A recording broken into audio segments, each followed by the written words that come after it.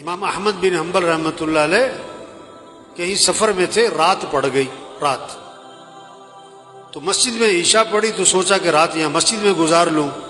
مسجد والوں نے کہا بھی ہم نے مسجد بند کرنی ہے، سب باہر نکل جائیں۔ انہوں نے کہا بھی میں مسافر آدمی ہوں، رات گزارنی ہے۔ اپنا تعارف نہیں کروایا میں کون ہوں۔ انہوں نے کہا نہیں جی یہاں اجازت نہیں ہے۔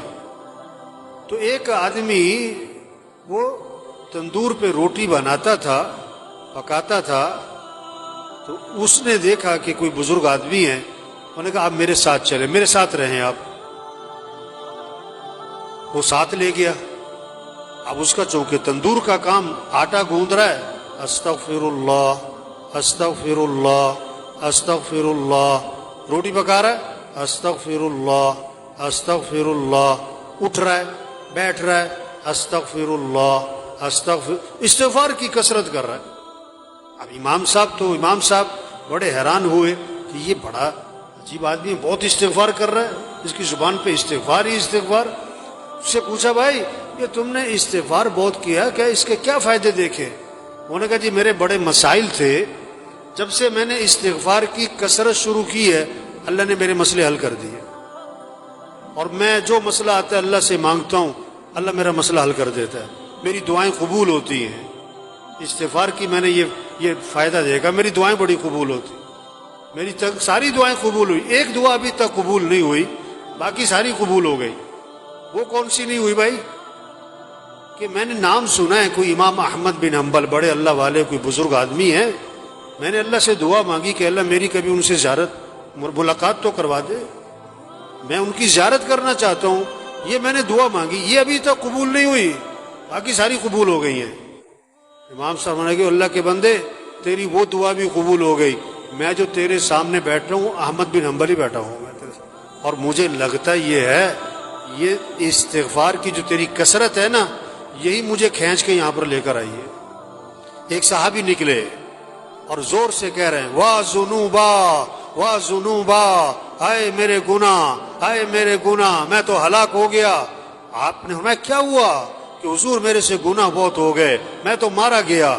آپ نے فرمایا کہو اللہم ان مغفرتک اوسع من ذنوبی ورحمتک ارجى عندی من عملی، اے اللہ بے شک میرے گناہ بہت زیادہ ہیں لیکن تیری جو مغفرت ہے نا وہ میرے گناہوں سے بھی زیادہ وسیع ہے، اور مجھے اپنے عمل کا کوئی آسرا نہیں، مجھے تو تیری رحمت ہی کا آسرا ہے۔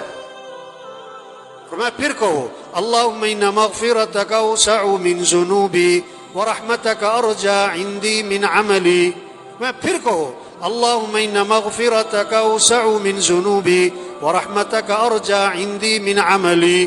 3 دفعہ ان سے یہ دعا پڑھوائی اور میں جاؤ اللہ نے تمہارے سارے گناہ معاف کر دی۔ کلکم خطاؤون وخیر الخطائین التوابون، حضور صلی اللہ علیہ وسلم نے فرمایا تم سب کے سب خطا کار ہو اور بہترین خطا کار وہ ہیں جو اللہ سے معافی مانگیں۔ فقلت استغفروا ربکم انہ کان غفارا يرسل السماء عليكم مدرارا ويمددكم بأموال وبنين ويجعل لكم جنات ويجعل لكم أنهارا۔ استغفار کرو تو کیا ہوگا؟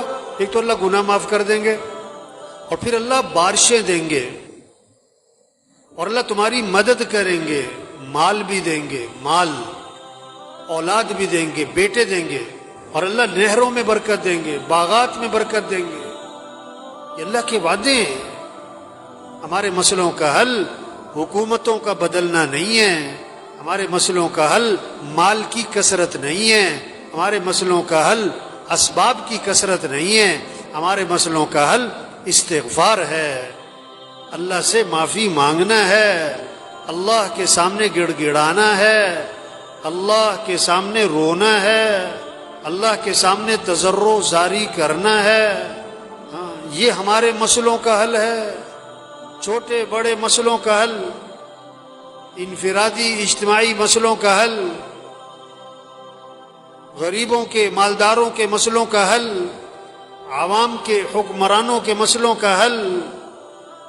استغفار استغفار اللہ سے معافی مانگیں، توبہ کریں، اللہ کے سامنے روئیں، اللہ کے سامنے گڑ گڑائیں، اپنے گناہوں کو چھوڑیں، جو غلطی ہوئی اس پر ندامت ہو، آئندہ اس گناہ سے بچنے کا عزم ہو،